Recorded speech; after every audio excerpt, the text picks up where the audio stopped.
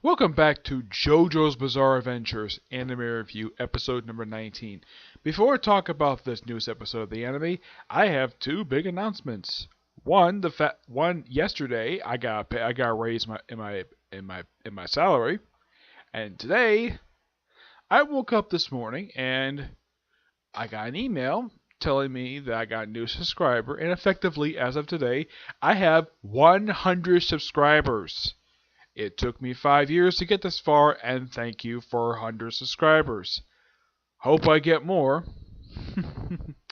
It'll still be a while before I get to 1,000. Yeah, my next goal right now is to get to 200. Yep.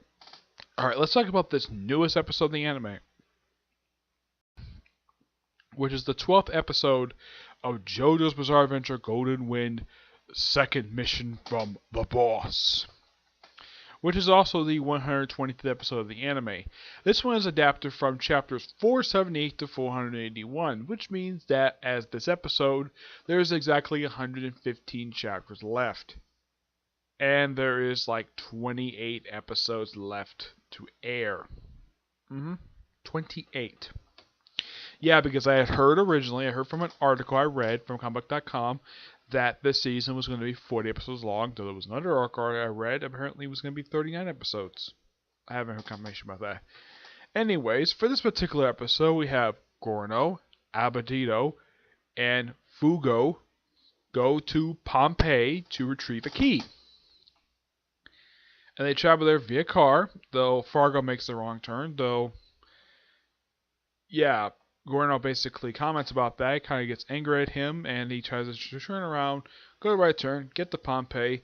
They're there walking for a bit. They have to go to a particular place in Pompeii to find this key, because they're in order from the boss anyways. It's actually their third mission they've actually gone on since the formation of this team, because first they had to go get this capo's money.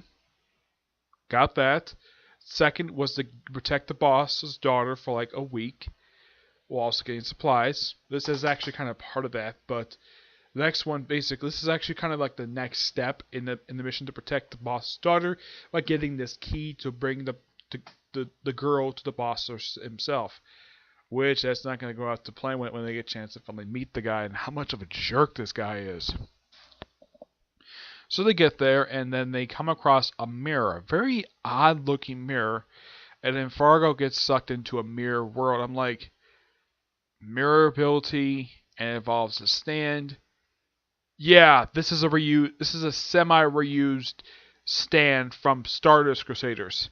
Yes, it's a very similar ability to what that particular stand user had during Stardust Crusaders. This is actually the guy who in Stardust Crusaders had, I believe it was, if I remember, oh yeah, this was the guy, no, not the water, it was something else. It was the guy who killed Ponaref's sister.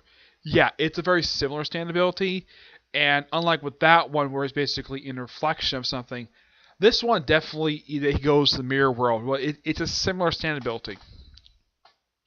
But this is nothing usual for the writer, where he apparently forgets his own stands that he creates.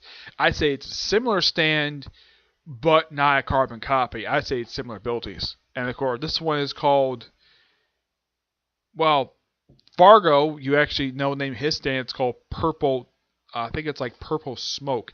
You see the thing, and the thing has got stitches on it, like strings on his neck, on his lips, and apparently it's his violent side. And apparently he's also a neat freak. Okay. Yeah.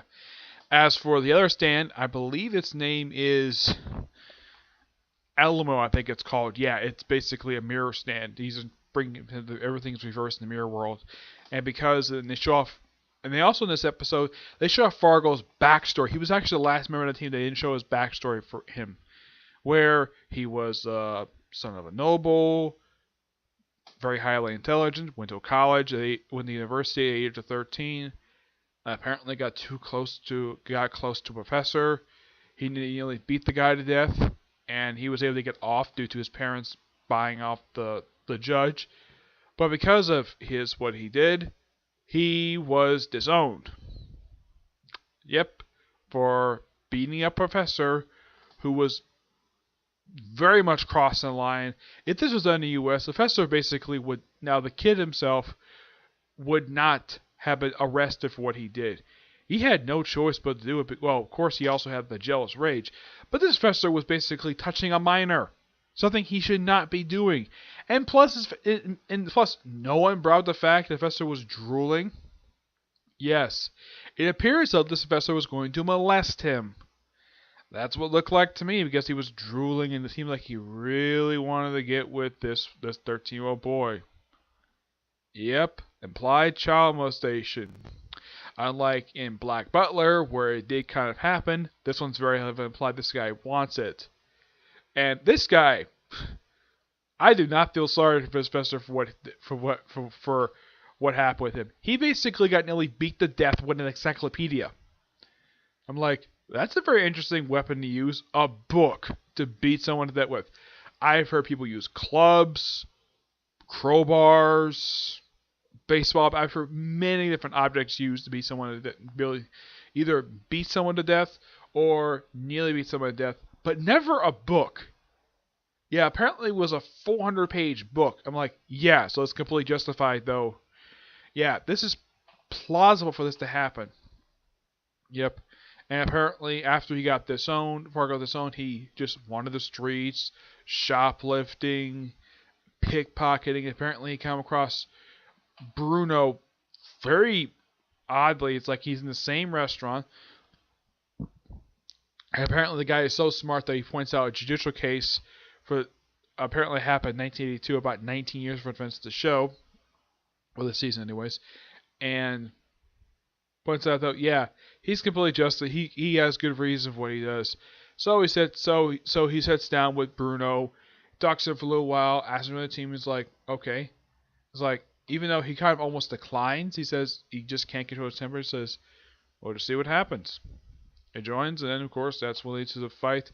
And apparently, purple smoke can also create a virus if his fist, which has these like little capsules, if they get smashed, it releases to come out a virus. Yeah, he releases virus, and apparently knocks down 2 crows, and it's even infected in the mirror world for some reason. And these crows sort of decompose really quickly, and Albedo just tries to get away because he probably knows about the Purple Death. Yeah, probably doesn't know the fact that Gorno, he still doesn't trust him at all. I'm like, dude, this guy literally provided you the key piece of evidence to defeat a guy who was trying to kill you, and yet you still don't trust him. What the heck? Really? And of course, because the fact that the purple smoke is actually outside mirror worlds in the real world. Yeah, and the way the episode ends, it seems like that the bad guy Stan was going to attack him, and that's where the episode ends. I gotta say, really good episode. A little sad that we have a cliffhanger. This is noteworthy for a cliffhanger. Like the other ones that really justified very much. This one definitely justified. So that's it for this particular review. Stay tuned for my reviews of My Hero Academia. The manga My Hero Academia. The review of the Black Butler Book of Atlantic film. Maybe I'll get a chance to do live action. I don't know yet. It's just a maybe on that part. And that's it. I think it's about just 3 others, if I'm not mistaken. Correct? Yeah, it's just 3 other videos I plan for today, and that's it. Yep, so until you see you in the next video, bye.